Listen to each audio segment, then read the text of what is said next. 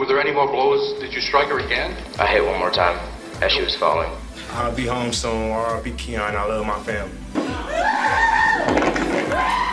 In this video, let's take a look at some of the most dangerous teenage criminals and their reactions when they were forced to face the consequences of their actions. Antonio Barbeau. When Antonio Barbeau was just 14 years old, he committed a terrible crime with the help of his friend Nathan Pape. They used a hatchet to attack and kill Antonio's grandmother, Barbara Olson, in Sheboygan, Wisconsin. Barbara was a beloved community member known for her kindness. Antonio admitted to causing Barbara Olson's death and expressed remorse in court. He was sentenced to at least 36 years in prison, and he would be eligible for parole at the age of 50. During the trial, it was revealed that Antonio and Nathan planned to rob Barbara and brutally attack her. Antonio testified that he used a hatchet, while Nathan used a hammer during the assault. They both struck Barbara multiple times, causing her death. Antonio tried to move her body but couldn't, so they left her in the garage and covered her with a blanket. Nathan also confessed to his involvement in a note to investigators. At Antonio's sentencing, he tried to apologize but couldn't hold back his tears,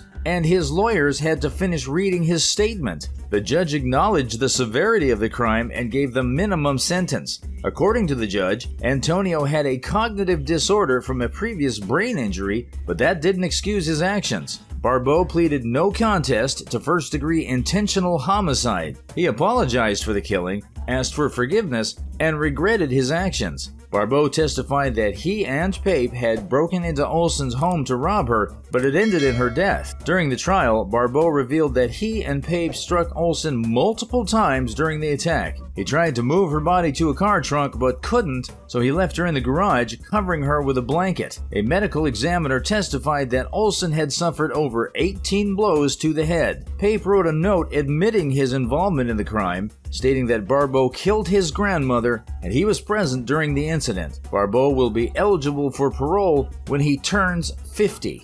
Were there any more blows? Did you strike her again? I hit one more time as she was falling. Donta Wright. In October 2016, a promising high school football star from Ann Arbor, Michigan, lost his life in a tragic event that shocked the entire community. Jordan was found dead, and it was the first homicide of the year, leaving his family devastated and struggling to understand how a terrible act could happen to an innocent young man who had his whole life ahead of him. He was supposed to be in class at Pioneer High School that day, but he was shot dead. The person responsible for Jordan's death was a teenager named Donta Wright, who was part of a group of 3 who attempted to rob Jordan at gunpoint. The robbery turned deadly, resulting in Jordan's death. The community was desperate for answers and finally got them during Donta's pre-trial hearing. He admitted to the crime and answered the lawyer's questions calmly and directly. Jordan's mother, heartbroken, sat in court wiping away tears as she learned the details of what had happened to her beloved child. She listened to Donta's account of how they tried to rob Jordan at gunpoint and how he shot and killed him. Despite the gravity of his actions, Donta didn't seem truly remorseful and appeared unaffected by the prospect of spending much of his life behind bars. Wright pleaded guilty to fatally shooting Clee in October, but before his sentencing, he faced Clee's family in court. When given a chance to speak, instead of showing remorse, Wright taunted the victim's family, saying he'll be home soon and that he loved his family. He even smiled and laughed while a victim's impact statement was read. The judge was appalled by his behavior and considered rejecting the sentence agreement. The prosecutor claimed that Wright was a gang member who rapped about his lifestyle, while Wright's lawyer downplayed the significance of his rap lyrics. Ultimately, Wright was sentenced to 23 to 50 years for second-degree murder. The family of Clee decided not to go through with the pain of the trial. Jordan's cousin, Courtney Clee, spoke on behalf of his mother, expressing the devastating impact of Jordan's loss. She mentioned he would miss significant milestones like senior pictures, prom, and graduation parties. Wright's mother believes her son is innocent and plans to appeal the decision, claiming that some issues related to his case were not considered during the trial. The motive behind targeting Jordan remains difficult to comprehend, but at least his mother had the closure of knowing who was responsible for her son's death. Yes, sir. Mr. Wright, what would you like to say? I just want to tell y'all, I'll be home soon. R.I.P. Keon. I love my family.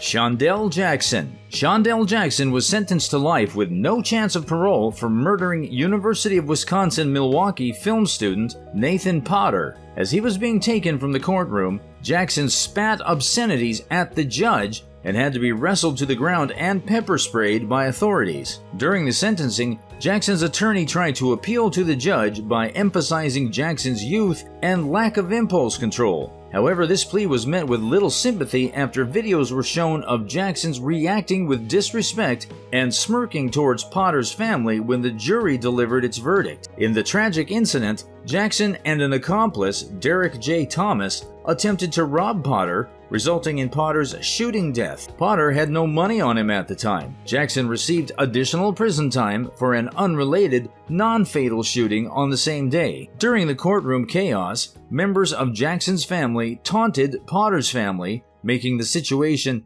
even more emotional and tense. Potter's sister, Sarah, spoke about the devastating impact of losing her brother, while their younger brother, who has autism, is also deeply affected by the loss. At Derek J. Thomas's sentencing, he pleaded guilty to felony murder, while the prosecution argued for a 12-year sentence. However, Potter's mother argued for the maximum penalty of 35 years, emphasizing the pain and suffering caused by her son's death. Ultimately, Thomas was sentenced to the recommended prison term with an additional 8 years of extended supervision.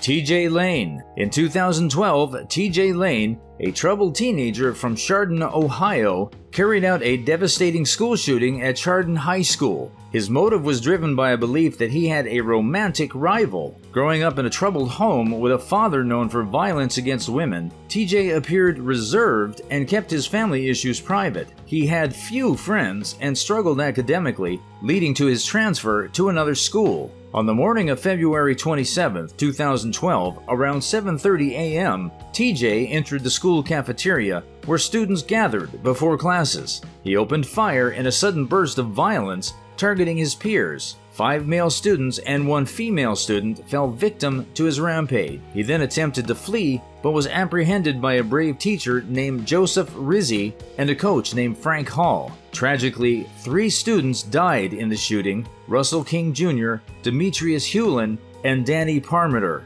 2 others were severely injured, according to the Washington Post. One of the survivors identified T.J. Lane as the shooter. T.J.'s trial proceeded quickly, and he was convicted of his horrific actions. However, his behavior in the courtroom was shocking and offensive. At his sentencing, he wore a shirt with the word "killer" written on it and used profane language while addressing the victims and their families. He showed no remorse, even raising his middle finger, saying he enjoyed their pain. Though TJ's exact motive remained unclear, there were suspicions he was targeting a romantic rival. I hate you for the pain you've caused, Nick. You chased him down the hall and fired the last bullet that paralyzed him.